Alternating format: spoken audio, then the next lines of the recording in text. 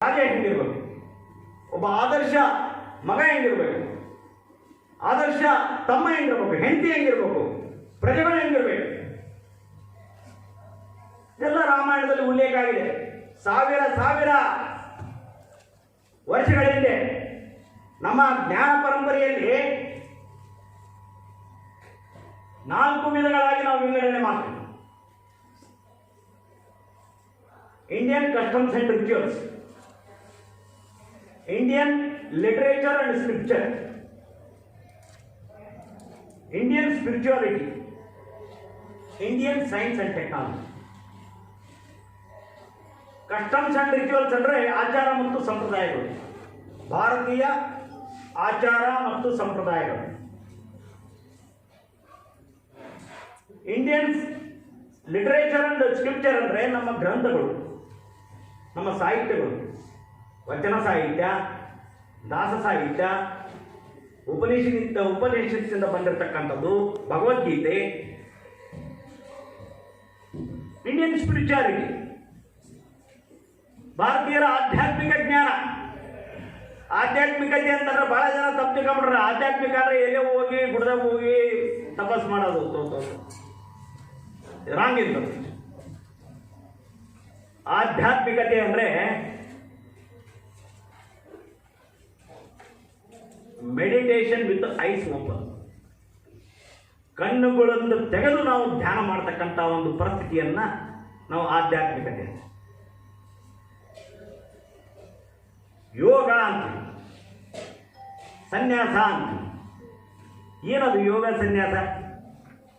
ನಮ್ಮ ಜೀವನಕ್ಕೆ ನಮಗೆ ಪೂರಕವಾಗಿರ್ತಕ್ಕಂಥದ್ದು, ನಮಗೆ ಒಳಿತಾಗಿ, ಎಲ್ಲರಿಗೂ ಒಳಿತಾಗಿ, ನಿಸರ್ಗಕ್ಕೆ ಒಳಿತಾಗಿರ್ತಕ್ಕಂಥ ಕೆಲಸವನ್ನು ನಾವು ಮಾಡೋದನ್ನೆಲ್ಲ ಯೋಗ ಅಂತ.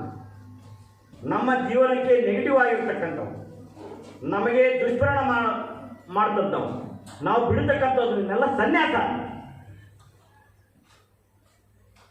ನಾವೇನು ಅನ್ಕೊಂಡ್ಬಿಟ್ಟಿವಿ, ಮಠದಾಗ ಕಾವ್ಯ ಕೇಂದ್ರ ಸನ್ಯಾಸ ಅಂದರೆ ಅವ್ರನ್ನೆಲ್ಲ ಅವ್ರ ಸನ್ಯಾಸಿಗಳು ಅಂತ ಯಾಕಂತಂದ್ರೆ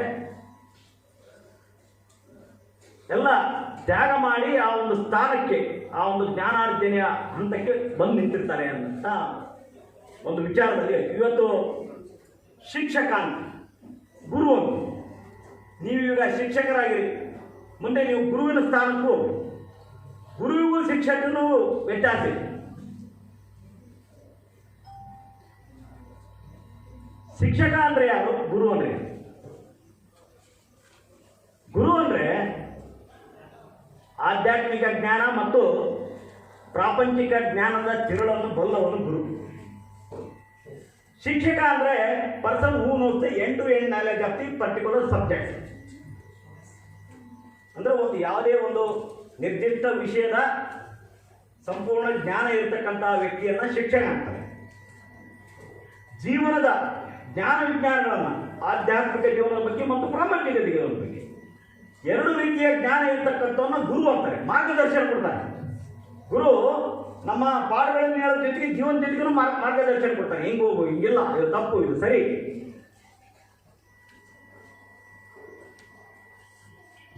ಗುರುಸ್ತು ಮೌನಮಾಖ್ಯಾನಂ ಶಿಷ್ಯಾಸ್ತು ಚಿನ್ನ ಸಂಶಯ. ನಮ್ಮ ಕಾಂಗ್ರೆಸ್ ಅವರ ಬಗ್ಗೆ ತಾವೆಲ್ಲ ಬಹಳ ಚೆನ್ನಾಗಿ ಹೇಳಿದ್ವಿ. ಎಲ್ಲ ಟೀಚರ್ಗಳ ಬಗ್ಗೆನೂ ನನಗೆ ಬಹಳ ಖುಷಿ ಅನಿಸ್ತು. ನೀವೇನು ಹೇಳಿದ್ರಿ, ಅವರು ಬೋರ್ಡ್ ಮುಂದೆ ನಿಂತು ಶಾಲೆಯಲ್ಲಿ ಪಾಠ ಮಾಡಿದಕ್ಕಿಂತ ಅವ್ರ ಜೊತೆ ಒಡನಾಟದಲ್ಲಿ ನಾವು ಬಹಳ ಕಲ್ತಿದ್ದೀವಿ ಅಂತಂದು ಹೇಳಿದ್ರಿ.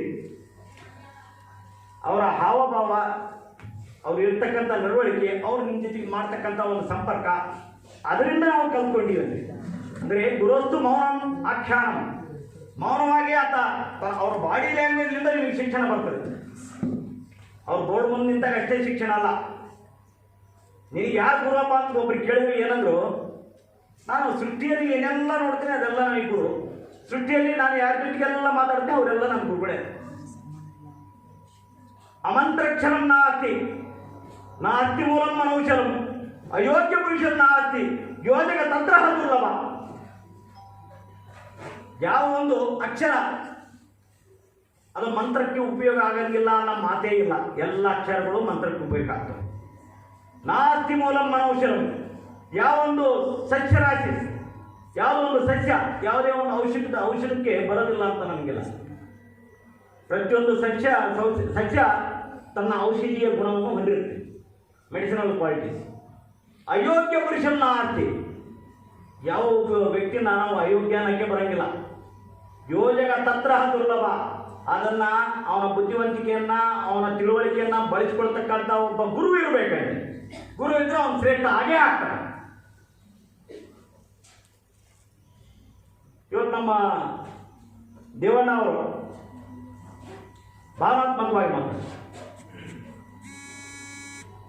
ದೇವಣ್ಣ ದುರ್ಗಾನ ಅವ್ರು ಹೇಳಿದ್ರು, ನಾವು ಅವ್ರಿಗೆ ದಿವ್ಯಾಂಗರು ಇರ್ತೀವಿ. ಯಾಕಂದ್ರೆ ಇವತ್ತು ತಾವು ಅವಲೋಕನ ಮಾಡ್ರಿ, ಪ್ರಪಂಚದಲ್ಲಿ ಶ್ರೇಷ್ಠ ಸಾಧನೆ ಮಾಡಿದಂಥ ವಿಜ್ಞಾನಿಗಳೆಲ್ಲರೂ ದಿವ್ಯಾಂಗರೇ ಇರ್ತಾರೆ. ಸ್ಟೀಫನ್ ಹಾಕಿಂಗ್, ಯಾಕಂದ್ರೆ ಭೌತಿಕವಾಗಿ ಅವರಿಗೆ ಒಂದು ಅಂಗ ಕಳಚಿ ಹೋಗಿರ್ಬೋದು, ಆ ಶಕ್ತಿಯನ್ನೆಲ್ಲ ದೇವರು ಅವ್ರ ಬುದ್ಧಿಯಲ್ಲಿ ಇಟ್ಟಿರ್ತಾರೆ. ವಿಶೇಷವಾದ ಒಂದು ತಾಕತ್ತು ಅವರಲ್ಲಿ. ಸ್ಟೀಫನ್ ಹಾಕಿಂಗ್ಸ್ ಒಬ್ಬ ಶ್ರೇಷ್ಠ ವಿಜ್ಞಾನಿ. ಮಲ್ಟಿ ಆರ್ಗನ್ ಫೇಲ್ಯೂರ್ ಆಗಿದೆ. ಇವತ್ತು ಅವರ ಕೊಡುಗೆ ವಿಶ್ವಕ್ಕೆ ಅಪರಿಮಿತವಾದ ಕೊಡುಗೆ ಕೊಟ್ಟರು. ಯಾಕೆ ಇವತ್ತು ನಾನು ಈ ಮೈಕ್ನಾಗ ಏನು ಮಾತಾಡ್ತಿದ್ದೀನಿ, ನಮಗೇನು ಲೈಟ್ ಕೊಟ್ಟಾನೆ ಥಾಮಸ್ ಆಲ್ವಾ ಎಡಿಸನ್, ಒಂದು ಕಿವಿ ಕೇಳ್ತಿದ್ದಿಲ್ಲ. ನಮ್ಮ ಬ್ರೂಸ್ಲಿ ಗೊತ್ತಲ್ಲ ಎಲ್ಲರಿಗೆ, ಶ್ರೇಷ್ಠ ಕರಾಟೆ ಪಟು. ಆತನ ಒಂದು ಕಾಲು ಇನ್ನೊಂದು ಕಾಲು 1 ಇಂಚಲ್ಲಿ 2 ಇಂಚ್ ಹೆಚ್ಚು ಕಮ್ಮಿ ಇತ್ತು, ಶಾರ್ಟ್ ಸೈಡ್ ಇತ್ತು, ದೃಷ್ಟಿ ಸರಿಗಿದ್ದಿಲ್ಲ. ನೋಡ್ರಿ, ನಮ್ಮಲ್ಲಿ ಇರತಕ್ಕಂಥ ನ್ಯೂನ್ಯತೆಗಳನ್ನು ಯಾರು ತುಳಿದು ಮುಂದೆ ಬರ್ತಾರೆ, ಯಾವ್ದು ಸಾಧಕರಾಗ್ತಾರೆ. ನ್ಯೂನ್ಯತೆ ಯಾರಿಗಿಲ್ಲ ಹೇಳಿ? ನ್ಯೂನ್ಯತೆಯನ್ನು ತುಳಿತಕ್ಕಂಥ ನಮಗೆ ಛಾತಿ ಛಲ ಮನಸ್ಸಿನಲ್ಲಿ ಇರಬೇಕು. ಈ ರೀತಿ ಇವತ್ತು ಭಾರತೀಯ ಒಂದು ಶಾಸ್ತ್ರ ಪರಂಪರೆಯನ್ನು, ಜ್ಞಾನ ಪರಂಪರೆಯನ್ನು 4 ಭಾಗಗಳಾಗಿ ವಿಂಗಡಿಸಿವಿ ಅಂತ ನಾವು ಹೇಳಿದ್ವಿ. ಸ್ಪಿರಿಚುಯಾಲಿಟಿ ಇದೆ, ಕಸ್ಟಮ್ಸ್ ಆ್ಯಂಡ್ ರಿಚುವಲ್ಸ್ ಇದೆ, ಮತ್ತು ಈ ಒಂದು ಸೈನ್ಸ್ ಆ್ಯಂಡ್ ಟೆಕ್ನಾಲಜಿ ಅಂತಂದಿದೆ, ಆಧ್ಯಾತ್ಮಿಕ ಭಾರತ ಅಂತಿದೆ ಅಂತಂದು. ಈಗ ನಾವೇನು ಮಾಡ್ತೀವಿ, ನಮ್ಮ ಮಕ್ಕಳಿಗೆ ಈ ಒಂದು ಇಂಗ್ಲೀಷ್ ಎಜುಕೇಷನ್ ಸಿಸ್ಟಮ್ಲಿಂದ ನಾವು ಕಸ್ಟಮ್ಸ್ ಆ್ಯಂಡ್ ರಿಚುವಲ್ಸನ್ನ ಕೊಡ್ತಾ ಇಲ್ಲ, ಆಚಾರ ವಿಚಾರ ಸಂಪ್ರದಾಯಗಳನ್ನ ಏನೇನು ಕೊಡ್ತಾ ಇಲ್ಲ, ಭಾರತೀಯ ಆಧ್ಯಾತ್ಮಿಕ ಜ್ಞಾನವನ್ನು ಕೊಡ್ತಾ ಇಲ್ಲ. ಭಾರತೀಯ ಲಿಟರೇಚರ್ ಬಗ್ಗೆ ಇವತ್ತು ನಮ್ಮ ಬಸವಣ್ಣವ್ರ ಸಾಹಿತ್ಯನ ಓದ್ರಿ, ಇಲ್ಲ ಅಂಬೇಡ್ಕರ್ ಅವ್ರು ಬರೆದಿರ್ತಕ್ಕಂಥ ಸಾಹಿತ್ಯನ ಓದಿ, ಎಷ್ಟು ಜನ ಹೇಳ್ತೀವಿ ಬುಕ್ಕ ಪಾಸ್ ಆಗಪ್ಪ 90% ತಾಂಬ ಬಡಿ ಗಾಡಿ. ಮನುಷ್ಯ ವಿಕಸನ ಆಗ್ಬೇಕಂತಂದ್ರೆ ಸಾಧಕರನ್ನ ಬೆನ್ನತ್ತಬೇಕು. ನಾವು ಕಷ್ಟದಲ್ಲಿ ಇವತ್ತು ಸೌತ್ ಆಫ್ರಿಕಾದಲ್ಲಿ ಗಾಂಧೀಜಿ ಇದ್ರು. ಸೌತ್ ಆಫ್ರಿಕಾದಲ್ಲಿ ಗಾಂಧೀಜಿ ಎದಕ್ಕೆ ಹೋಗಿದ್ರು? Failed as A lawyer in India. ಅವರು ಒಂದು ಪ್ರೊಫೆಷನ್ ಹುಡುಕೊಂಡು ಅಲ್ಲಿ ತಮ್ಮ ಲಾಯರ್ಗಿರಿಯ ಒಂದು ಪ್ರೊಫೆಷನ್ ಹುಡುಕೊಂಡು ಸೌತ್ ಆಫ್ರಿಕಾಕ್ಕೆ ಹೋದಾಗ ಅವರೊಬ್ಬ ಆರ್ಡಿನರಿ ಲಾಯರೇ. ಯಾವಾಗ ಒಬ್ಬ ಬಿಳಿಯ ದೋ is having A valid ticket of a train, first class train, ನೀನು ಅವರ ಏನು ಸವರ್ಣೀಯನಲ್ಲ, ನೀನು ಭಾರತೀಯ, ನೀನು ಬಿಳಿಯರಿಗಿಂತ ಕಡಿಮೆ ಅಂತಂದೇಳಿ ಟ್ರೈನ್ನಿಂದ ಗಾಂಧೀಜಿಯವ್ರನ್ನ ಪ್ಲಾಟ್ಫಾರ್ಮಿಗೆ ನುಗ್ತಾರೆ. ಪ್ಲಾಟ್ಫಾರ್ಮಿಗೆ ನೀನು ಅಸ್ಪೃಶ್ಯ ಅನ್ನೋ ಅವಮಾನವನ್ನು ಮಾಡ್ತಾರೆ ಗಾಂಧೀಜಿ. ಪ್ಲಾಟ್ಫಾರ್ಮಿಗೆ ದುಃಖಿದ ಮೇಲೆ ಗಾಂಧೀಜಿಯವರು ವಿಷನ್ ಚೇಂಜ್ ಆಯಿತು, ಗಾಂಧೀಜಿಯವರು ಫೋಕಸ್ ಚೇಂಜ್ ಆಯಿತು. ಎಲ್ಲಿವರೆಗೂ ನಾವು ನಮ್ಮ ಸ್ವಾರ್ಥಕ್ಕಾಗಿ ಚಿಂತನೆ ಮಾಡ್ತೀವಿ, ನಮ್ಮ ಪರ್ಸನಲ್ ಐಡೆಂಟಿಟಿಗಾಗಿ ಚಿಂತನೆ ಮಾಡ್ತೀವಿ, ನಮ್ಮ ಶಕ್ತಿ ದ್ವಿಗುಣ ಆಗೋದಿಲ್ಲ, ನಮ್ಮ ಶಕ್ತಿ ಬೆಳವಣಿಗೆ ಆಗೋದಿಲ್ಲ.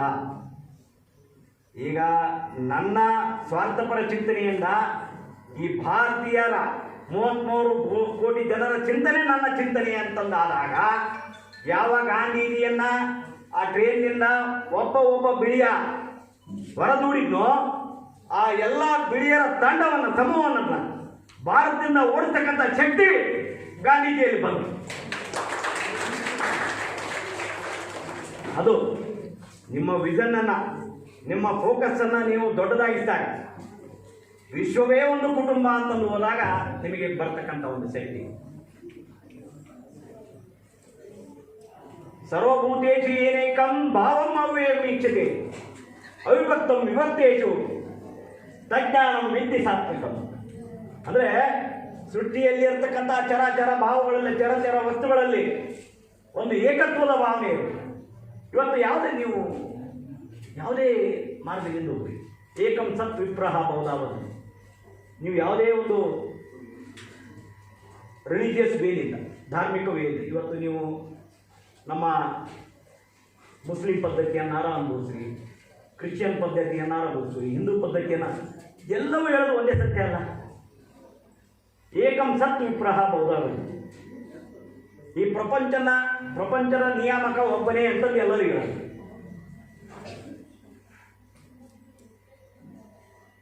ಏನೋ ಅವರು ಈಗ ನಾವು ಓಂ ಪ್ರಕಾಶ್ ಅಂತ ತಿಳ್ಕೊಂಡ್ವಿ, ಅವ್ರು 100 ಲಾಯರಿಂದ ತಂತಾರೆ, ಅರ್ಥ ಒಂದೇ ಅಲ್ಲ.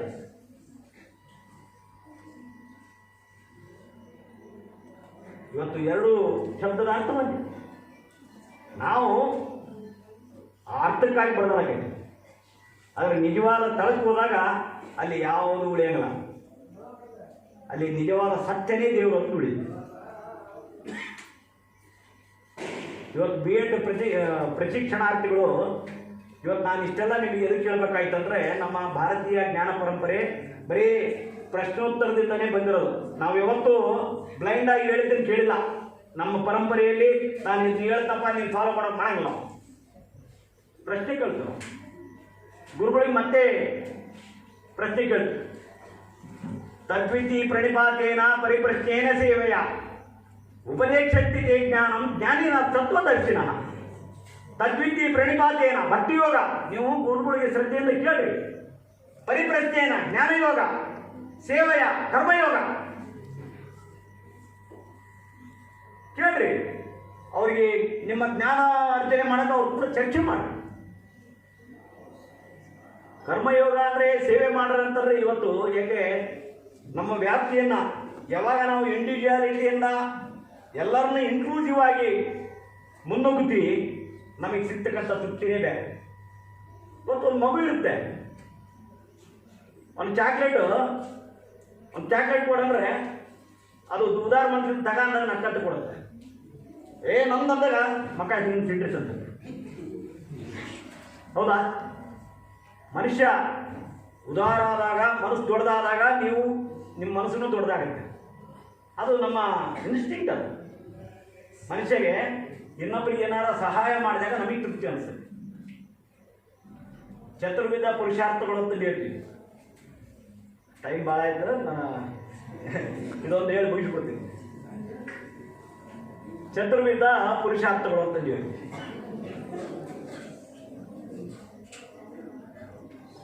ಧರ್ಮ, ಅರ್ಥ, ಕಾಮ, ಮೋಕ್ಷ.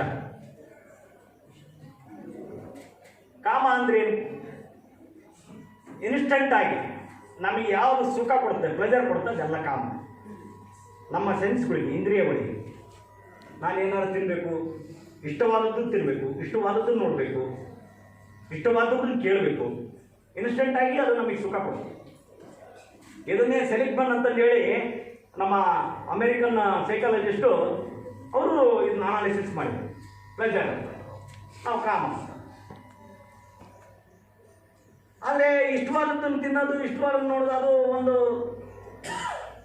ಕೆಲವು ಮೂಮೆಂಟಿವರೆಗೆ ಎಷ್ಟೇ ಇರುತ್ತೆ. ಆಮೇಲೆ ಮತ್ತೆ ಬೇಕು ಅನಿಸುತ್ತೆ. ಅಲ್ಲಿಗೆ ಸಾಕು ಅನ್ಸಂಗಿಲ್ಲ, ಮತ್ತೆ ಬೇಕು, ಮತ್ತೆ ಫೀಲ್ಡ್ ಮಾಡ್ಬೇಕು, ಟಾಪ್ ಅಪ್ ಮಾಡ್ತಿರ್ಬೇಕು ಹಂಗೆ. ಅವಾಗ ಮನುಷ್ಯಗೆ ಏನಂತ ಬೇಜಾರು ಅನಿಸುತ್ತೆ. ಏನಪ್ಪ ಇಷ್ಟೇ ಜೀವನ ಇಲ್ಲ, ಇದಕ್ಕಿಂತ ಸ್ವಲ್ಪ ಅರ್ಥಪೂರ್ಣ ಆಗಬೇಕು. ಅವಾಗ ಅರ್ಥ ಅಂತ, ಕಾಮ ಅಂತ. ಅರ್ಥ ಅಂದ್ರೇನು? ಮನುಷ್ಯ ಸಕ್ಸಸ್ಸನ್ನು, ಯಶಸ್ಸಿನಿಂದ ಉಳಿಯೋಗ್ತಾನೆ. ಒಬ್ಬ ನೌಕರಿ ಹಿಡಿತಾನ, ಆ ನೌಕರಿಯಲ್ಲಿ ಎಂಗೇಜ್ ಆಗ್ತಾನೆ, ಆತ ಅದರಲ್ಲಿ ತಲ್ಲೀನನಾಗ್ತಾನೆ. ತಲ್ಲೀನನಾದಾಗ ಅದರಲ್ಲಿ ಒಂದು ತೃಪ್ತಿ ಸಿಗುತ್ತೆ. ಆ ನೌಕರಿ ಆಗಲಿ ಒಂದು ದೇಹದಾಢ್ಯ ಸ್ಪರ್ಧೆ ಆಗಲಿ, ಒಂದು ಸಂಗೀತ ಆಗಲಿ, ಅಥವಾ ಯಾವುದೋ ಒಂದು ಮನುಷ್ಯ ಒಂದರಿಂದ ಓಡ್ತಾನೆ. ಓಡಿದಾಗ ಈ ಕಾಮನ್ಗಿಂತ ಇದು ಬೆಟರ್ ಅನಿಸ್ತದೆ, ಅರ್ಥ ಸ್ವಲ್ಪ ಇದಕ್ಕೆ ಅದಕ್ಕಿಂತ ಇದು ಮೀನಿಂಗ್ ಐತೆ ಅದಕ್ಕೆ. ಇದು ಬೆಟರ್ ಅನಿಸಿದಾಗ ಅದನ್ನ ನಾವು ಸ್ಯಾಕ್ರಿಫೈಸ್ ಮಾಡ್ಬೇಕಾಗ್ತದೆ. ಈಗ ನಾನು ಎಲ್ಲಾರ ಒಂದು ಎಜುಕೇಷನ್, ನೀವೆಲ್ಲ ಇಲ್ಲಿ ಬಂದಿರಿ, ನಿಮ್ಮ ಮನೆಯ ಕಂಫರ್ಟನ್ನು ನೀವು ಸ್ಯಾಕ್ರಿಫೈಸ್ ಮಾಡಿರಲ್ಲ, ನಿಮ್ಮ ಕುಟುಂಬನ ನೀವು ಸ್ಯಾಕ್ರಿಫೈಸ್ ಮಾಡಿರಲ್ಲ. ನೀವು ಎಲ್ಲ ನಮ್ಮ ಕುಟುಂಬದ ಜೊತೆ ಚೆನ್ನಾಗಿರ್ಬೇಕಂದ್ರೆ ನೀವು ಓದೋಕ್ಕಾಗಲ್ಲ. ಇಲ್ಲಿ ಆ ತ್ಯಾಗ ಮಾಡಿದಾಗ ಇಲ್ಲಿ ಬಂದಿರುತ್ತೆ. ಅಂದರೆ ಆ ಕಾಮನ್ನ, ಅಂದರೆ ನಮ್ಮ ಡಿಸೈರ್ ತ್ಯಾಗ ಮಾಡಿದಾಗ ನಿಮಗೆ ಅರ್ಥ ಬರುತ್ತೆ. ನೆಕ್ಸ್ಟ್ ಸ್ಟೇಜ್ ಧರ್ಮ. ಕಾಮ, ಅರ್ಥ, ಧರ್ಮ. ಧರ್ಮ ಅಂದರೆ ಏನು? ಧರ್ಮ ಅಂದರೆ ಪ್ರತಿಯೊಬ್ಬ ವ್ಯಕ್ತಿಯ ಜೀವನದಲ್ಲಿ ಬಂದು ಹೋಗ್ತಕ್ಕಂಥದ್ದು. ನಾನು ನನ್ನ ಸ್ವಾರ್ಥವನ್ನು ಬಿಟ್ಟು ಎಕ್ಸ್ಟೆಂಡೆಡ್ ನನಗಿಂತ ಮುಂದೆ ನನ್ನ ಮಕ್ಕಳನ್ನ ನಾನು ನೋಡೋದು ಧರ್ಮ, ನಮ್ಮ ತಂದೆ ತಾಯಿನ ನಾನು ನೋಡೋದು ಧರ್ಮ, ನಮ್ಮ ಸ್ನೇಹಿತರಿಗೆ ನಾನು ಒಳ್ಳೇದು ಮಾಡೋದು ಧರ್ಮ, ನನ್ನ ಇಂಡಿವಿಜುವಾಲಿಟಿಯನ್ನು ಬಿಟ್ಟು ಮುಂದಕ್ಕೆ ಹೋಗೋದು ಧರ್ಮ, ತಂದೆ ತಾಯಿ ನಮ್ಮನ್ನು ನೋಡೋದು ಧರ್ಮ. ಇದು ನಮ್ಮ ಶಾಸ್ತ್ರ, ನಮ್ಮ ಪರಂಪರೆ ಮಂದಿಯಿಂದ ಹೇಳ್ಕೊಂತ ಇದಕ್ಕೆ ಧರ್ಮ ಅಂತ. ಈ ಧರ್ಮ ಮಾಡಿದಾಗ ಏನಾಗುತ್ತೆ, ಕಾಮ ಮತ್ತು ಅರ್ಥಕ್ಕಿಂತ ಇದು ಸಾರ್ಥಕತೆ ಕಾಣುತ್ತಿಲ್ಲ ಹೆಚ್ಚಿಗೆ. ಕಾಮಕ್ಕಿಂತ ಹೆಚ್ಚಿಗೆ ಅರ್ಥ, ಅರ್ಥಕ್ಕಿಂತ ಹೆಚ್ಚಿಗೆ ಧರ್ಮ. ಸೆಲಿಗ್ಮನ್ ಅವರು ಏನು ಮಾಡಿದ್ರು, ಪ್ಲೆಜರ್, ಎಂಗೇಜ್ಮೆಂಟ್ ಆ್ಯಂಡ್ ಮೀನಿಂಗ್ ಅಂತ ಮಾಡಿದ್ರು. ಸೇಮ್ ಇದನ್ನು ನೀವು ಟ್ರಾನ್ಸ್ಲೇಟ್ ಮಾಡಿದ್ರೆ, ಇಂಗ್ಲೀಷ್ ಟ್ರಾನ್ಸ್ಲೇಟ್ ಮಾಡಿದ್ರೆ ಕಾಮ ಪ್ಲೆಜರ್, ಎಂಗೇಜ್ಮೆಂಟ್ ಅಂದ್ರೆ ಅರ್ಥ, ಮೀನಿಂಗ್ ಅಂದ್ರೆ ಧರ್ಮ. ಇದನ್ನ ನಾವು ಅನಾದಿ ಕಾಲದ ಕಂಡುಹಿಡ್ಬಿಟ್ಟು ಯಾವಾಗ ಕಂಡುಹಿಡಿದು ನಮ್ಮ ಹಿರಿಯರು ಗೊತ್ತಿಲ್ಲ, ಸಾವಿರಾರು ವರ್ಷಗಳಿಂದ. ಆಲ್ ದ ಆರ್ಗನೈಸ್ಡ್ ರಿಲಿಜನ್ಸ್ ಪ್ರಿಡೇಟ್ಸ್ ಉಪನಿಷತ್ತಲ್ಲಿ ಇವೆಲ್ಲ ಈಗ ನಾವು ಅನ್ಕೊಂಡಿರ್ತಕ್ಕಂಥ ಈಗ ಸೋಕಾಲ್ಡ್ ರಿಲಿಜನ್ ಅಂತ ನಾವೇನು ಮತಗಳು, ಪಂಥಗಳು, ಧರ್ಮಗಳು ಅಂತ ಏನು ಮಾಡ್ಕೊಂಡಿದ್ವಿ, ಇವೆಲ್ಲ ಇದಕ್ಕಿಂತ ಮೊದಲು ಭಾರತೀಯ ಸಂಸ್ಕೃತಿ. ವಿಶ್ವಕ್ಕೆ ನಾನು ಹೇಳ್ತಲ್ಲ, ವಿಶ್ವಕ್ಕೆ ತಕ್ಷಶಿಲ, ಔರಂತಿಪುರ, ವಿಕ್ರಮಶಿಲ, ಅಳಂದ, ಇಲ್ಲೆಲ್ಲ ಏನು ಬರೀ ಮಂತ್ರಗಳು ಹೇಳ್ಕೊಡ್ತಿದ್ರ, ವಿಜ್ಞಾನ ಹೇಳ್ಕೊಡ್ತಿದ್ರು. ನಾನು ಹೇಳಿದ್ರು ಸೈನ್ಸ್ ಆ್ಯಂಡ್ ಟೆಕ್ನಾಲಜಿ, ಆರ್ಯಭಟನ ಬಗ್ಗೆ ತಿಳ್ಕೊಂಡು, ಅಂಶಭೂತಿನಿ ಕುಕ್ಕ ಹೋದ್ರು, ಭಾರದ್ವಾಜ ಮುನಿ ವಿಮಾನಶಾಸ್ತ್ರ, ಸ್ಪೆಕ್ಟ್ರೋಫೋಟೋಮೀಟರ್, ಇವನ್ನೆಲ್ಲ ಏನು ಮಾಡಿದ್ರು ಈ ಬ್ರಿಟಿಷರು. ಈ ಒಂದು ಮೊಘಲರು ಆಳ್ವಿಕೆಯಾಗ ಸಾಕಷ್ಟು ಜನ ಸುಟ್ಟುಬಿಟ್ರು. ಕೆಲವೊಬ್ಬರು ಇವನು ಪೇಟೆಂಟ್ ತಗೊಂಡು ಇವತ್ತಿಗೂ ಜರ್ಮನಿಯಲ್ಲಿ, ಇವತ್ತು ಚರಕಾಲಜಿ ಅಂತ ಹೇಳ್ತೀವಿ, ಚರಕ ಮಹರ್ಷಿ ಅಂತ ಹೇಳ್ತೀವಿ. ಚರಕಾಲಜಿ ಅಂತಂತೇಳಿ ಜರ್ಮನಿಯಲ್ಲಿ ಚರಕನ ಒಂದು ಭಂಡಾರದ ಬಗ್ಗೆ ಅಲ್ಲಿ ಒಂದು ಸಬ್ಜೆಕ್ಟೇ ಇದೆ, ಚರಕಾಲಜಿ. ಸುಶ್ರುತ ಮಹರ್ಷಿ ಅಂತೀವಿ. ಸುಶ್ರುತ ಮಹರ್ಷಿಯ ಒಂದು ಪುತ್ಥಳಿಯನ್ನು ಆಸ್ಟ್ರೇಲಿಯಾದಲ್ಲಿ ಸ್ಥಾಪನೆ ಮಾಡ್ಯಾರ, ನಮ್ಮ ಇಂಡಿಯಾದ ಮಾಡಿಲ್ಲ ನಾವು. ಇಷ್ಟೆಲ್ಲ ಇದೆ, ಸುಮ್ಮನೆ ಮಾತಾಡ್ಕೊಂಡವರು ಬಹಳ ಆಗುತ್ತೆ. ಅದಕ್ಕೆ ದಯವಿಟ್ಟು ಈಗೇನು ನೀವು ಒಂದು ಜವಾಬ್ದಾರಿಯುತವಾದ ಸ್ಥಾನವನ್ನು ನೀವು ಮುಂದೆ ಪಡಿತಾ ಇದ್ದೀರಿ, ಈ ಒಂದು ಸ್ಥಾನಕ್ಕೆ ಗೌರವ ಬರ್ತಕ್ಕಂಥ ಒಂದು ನಿಮ್ಮ ಮುಂದಿನ ಜೀವನವನ್ನು ನೀವು ಹುಟ್ಟು ಹಾಕಬೇಕಾಗುತ್ತೆ. ಯಾಕಂದರೆ ನಮ್ಮ ಸಹೋದರಿ ಒಬ್ರು ಹೇಳಿದ್ರು, ನಮಗೆ ಉಡಕ್ಕಿ ಹಾಕ್ತಾರ ಅಂತ. ಉಡಕ್ಕಿ ಹಾಕಿರುವ ಅರ್ಥ ಏನಮ್ಮ, ಕೊಟ್ಟ ಮನೆ ಕೀರ್ತಿ ಥರ ಓದಲ್ಲ. ನೀವು ವಿನೂತನ ಶಿಕ್ಷಣ ಸಂಸ್ಥೆಗೆ, ನಮ್ಮ ಗಾಂಧಿ ಸರ್ಗೆ ಮತ್ತು ಉಪಾಧ್ಯಾಯ ಎಲ್ಲ ಮುಖ್ಯೋಪಾಧ್ಯಾಯರಿಗೆ, ನಮ್ಮ ಸಿದ್ಧಲಿಂಗ ಸ್ವಾಮಿಯವರಿಗೆ, ಈ ಒಂದು ಸಂಸ್ಥೆಗೆ ಕೀರ್ತಿ ತಗತಕ್ಕಂಥ ಒಂದು ಕೆಲಸಗಳನ್ನ ತಾವೆಲ್ಲರೂ ಮಾಡಬೇಕು. ಯಾಕಂದರೆ ಇವತ್ತು ಈ ಶಿಕ್ಷಣ ಸಂಸ್ಥೆಯನ್ನು ತೆಗೆಯೋದು, ಇವೆಲ್ಲ ನಡೆಸೋದು ಅತಿ ಕಷ್ಟದ ಕೆಲಸ. ಒಂದು ಬಾರ್ ಆ್ಯಂಡ್ ರೆಸ್ಟೋರೆಂಟ್ ಮಾಡೋದು, ಒಂದು ರುಸ್ಕಿನ ವ್ಯಾಪಾರ ಮಾಡೋದು ಭಾಳ ಈಸಿ. ನಾನು ಸಿದ್ಧಲಿಂಗ ಇದು ಒಳ್ಳೆ ಜಂಗಮರು ಜೋಡಿ ಇಟ್ಕೊಂಡು ಎಲ್ಲಿ ಸಿಗಾಡ್ತೀವಿ ಅಪ್ಪ, ಕಷ್ಟ ಅಲ್ಲ. ಇದು ಏನಾದರೂ ಮಾನಸಿಕ ನೆಮ್ಮದಿ ಕೊಡುತ್ತೆ. ಇದು ನಾನು ಹೇಳಿದ ಧರ್ಮ ಅಂತಾನೆ. ಈ ಧರ್ಮ ಅಂದಾಗ ಇನ್ನೊಂದು ಇಲ್ಲಿ ಮೋಕ್ಷ ಅಂತಂದ್ರೆ, ನಾನು ಮೋಕ್ಷ ಹೇಳ್ಬೇಕಂದ್ರೆ ಒಂದು ದಿವಸ ಆಗಿಬಿಡುತ್ತೆ ಹಂಗೆ. ಅದಕ್ಕೆ ಆಗಲಿ, ಭಾಳ ಸಂತೋಷ. ಈಗೇನು ಇಲ್ಲಿಂದ ಒಳ್ಳೊಳ್ಳೆ ಅನುಭವಗಳನ್ನ ತೊಗೊಂಡ್ರಿ. ಒಬ್ಬೊಬ್ಬ ವಿದ್ಯಾರ್ಥಿನಿಯರು ವಿದ್ಯಾರ್ಥಿಗಳು ಮಾತಾಡಿದ್ದು ನಾನು ಕೇಳಿಸ್ಕೊಂಡ್ರೆ ಇವ್ರ ಜೊತೆಗೆ ಇರ್ತಕ್ಕಂಥ ಒಂದು ಸಂಪರ್ಕದಿಂದ ಒಂದು ಜ್ಞಾನ ಬರುತ್ತೆ. ಇವತ್ತು ಬೋರ್ಡ್ ಮೇಲೆ ಬರ್ತಕ್ಕಂಥ ಜ್ಞಾನಕ್ಕಿಂತ ಇದು ವಿದ್ಯೆ ಒಕ್ಕಾಲು ಬುದ್ಧಿ ಮುಕ್ಕಾಲು ಅನ್ನಂಗೆ ಆ ಜ್ಞಾನ ನಿಮಗೆ ಮುಂದೆ ಕೆಲಸ ಮಾಡ್ತದೆ. ಮುಂದೆ ಈಗ ನೈ ಜ್ಞಾನೇನ ಸದೃಶಂ ಪವಿತ್ರಮಯ ವಿದ್ಯತೆ ತತ್ ಸ್ವಯಂ ಯೋಗ ಸಂಸಿದ್ಧ ಕಾಲೇನ ಆತ್ಮನಿವಿಂದತೆ. ಇವತ್ತು ಕಲಿತ ಜ್ಞಾನ ಇವತ್ತ ಬಂದ್ಬಿಡ್ಬೇಕಂದ್ರೆ ಅಲ್ಲ, ಅದೇನು ಆಟೋಮೆಟಿಕ್ ಮಷಿನ್ ಅಲ್ಲ. ಇವತ್ತು ನಿಮಗೆ ಗುರುಗಳು ಕಲಿಸಿದ ಜ್ಞಾನ 10 ವರ್ಷ ಆದಮೇಲೆ ನಿಮಗೆ ಎಲ್ಲೋ ಉಪಯೋಗ ಆಗ್ತಿರ್ತದೆ. ಅವಾಗ ನೀವು ನೆನ್ಸಂತೀರಿ ಇವ್ರನ್ನ, ಇಲ್ಲ ನಮಗೆ ಗಾಂಧಿ ಸಾರಿ ಹೇಳಿದ್ದು ಎಲ್ಲ ನಮ್ಮ ಶಂಕರ ಸಾಲಿ ಅವರೆಲ್ಲ ನಮ್ಮ ಹೆಸರು ಹೇಳಿರಲ್ಲ, ಎಲ್ಲರೂ ಒಂದೊಂದು ಕಾಲದಾಗ ಒಬ್ಬೊಬ್ರು ನೆನಪಾಗ್ತಾರೆ. ಅವ್ರು ನೆನ್ಪಿಟ್ಕೊಳ್ರಿ. ಇವತ್ತು ಗುರುವಿನ ಒಂದು ನೆರಳು ನಿಮ್ಮ ಮೇಲೆ ಇರಲಿ, ಗುರುಗಳ ಆಶೀರ್ವಾದ ನಿಮ್ಮ ಮೇಲೆ ಇರಲಿ. ನೀವು ಮುಂದೆ ನಿಮ್ಮ ಜೀವನದಲ್ಲಿ ಇನ್ನೂ ಹೆಚ್ಚಿನ ಸಾಧನೆಯನ್ನು ಮಾಡಿ ಭಾರತೀಯರನ್ನು ಹುಟ್ಟಾಕ್ರಿ, ನಿಜವಾದ ಭಾರತೀಯರನ್ನು ಹುಟ್ಟಾಕ್ರಿ. ಈ ಭಾರತೀಯ ಬಾಡಿ ಇದ್ದು ವೆಸ್ಟರ್ನ್ ಥಿಂಕಿಂಗ್ ಇರಲಿ. ಈಗ Indians are giving fitting reply with their language only. ನಾವು ಭಾಳ ಯೂಟ್ಯೂಬ್ನಾಗ ಸದ್ಗುರು ಅಂತ ಬರ್ತಾರೆ, ಅವನ್ನೆಲ್ಲ ಕೇಳ್ರಿ. ಅವ್ರನ್ನ ಇಲ್ಲೆಲ್ಲ ಅಮೇರಿಕಾದಲ್ಲಿ ಹೋಗಿ ಮನಸ್ಸಿಕತ್ತಾರೆ ಅವ್ರನ್ನ. ಇವತ್ತು ನಮ್ಮ ವಿವೇಕಾನಂದ ಮಿಷನ್ನಿಂದ ಸರ್ವಪ್ರಿಯಾನಂದ ಅಂತ ಬರ್ತಾರೆ. ಅವರು ಶಿಕಾಗೋದಲ್ಲಿ ತಮ್ಮ ಮಠ ಸ್ಥಾಪನೆ ಮಾಡಿದ್ದಾರೆ. ಅಲ್ಲೇ ಅವ್ರಿಗೆ ಉತ್ತರ ಕೊಡಬೇಕು. ಅಂದರೆ ಅವ್ರ ಭಾಷೆನ ಕಲ್ರಿ, ಜ್ಞಾನ ನಮ್ದಿರ್ಲಿ. ಇಂಗ್ಲೀಷ್ ಕಲಿಬಾರ್ದು ನಾವು ಇವತ್ತು ಹೇಳಲ್ಲ. ಇಂಗ್ಲೀಷ್ ಅದು ಒಂದು ಮಾಧ್ಯಮ ಅಷ್ಟೇ, ಅದನ್ನು ಕಲಿಬೇಕು. ನಮ್ಮ ಜ್ಞಾನವನ್ನು ಅವ್ರಿಗೆ ತಿಳಿಸಬೇಕು. ಯಾಕಂದರೆ ಅವ್ರಿಗಿಂತ ಶ್ರೇಷ್ಠ ನಮ್ದು ಇಲ್ಲ. ನಾವು ಅದಕ್ಕೂ ಡಿಬೇಟ್ಗೂ ರೆಡಿ. ನಮ್ಮ ಪರಂಪರೆ ಯಾವತ್ತಿಗೂ ಶಸ್ತ್ರದಿಂದ ಮುಂದೆ ಬಂದಿಲ್ಲ, ಶಾಸ್ತ್ರದಿಂದ ಮುಂದೆ ಬಂದಕ್ಕೆ. ಅದನ್ನು ನಾವು ಮನಗಂಡ ಈ ಒಂದು ಕಾರ್ಯಕ್ರಮಕ್ಕೆ ನನ್ನ ಆಹ್ವಾನಿಸಿ ನನಗೆ 4 ಮಾತುಗಳನ್ನು ಹೇಳೋದಕ್ಕೆ ಅವಕಾಶ ಮಾಡಿಕೊಟ್ಟ ಈ ಒಂದು ಶಿಕ್ಷಣ ಸಂಸ್ಥೆಯ ಎಲ್ಲ ಒಂದು ಪದಾಧಿಕಾರಿಗಳು ಮತ್ತು ಅಧ್ಯಕ್ಷರಿಗೂ ಪ್ರಿನ್ಸಿಪಾಲ್ರಿಗೂ ಮತ್ತು ಮುಖ್ಯವಾಗಿ ಎಲ್ಲ ನನ್ನ ವಿದ್ಯಾರ್ಥಿ ಮಿತ್ರರಿಗೂ ನನ್ನ ವಂದನೆಗಳನ್ನು ತಿಳಿಸುತ್ತಾ ನನ್ನ 4 ಮಾತು ಮುಗಿಸ್ತೇನೆ. ಜೈ ಹಿಂದ್, ಜೈ ಕರ್ನಾಟಕ, ಒಂದೇ ಮಾತು.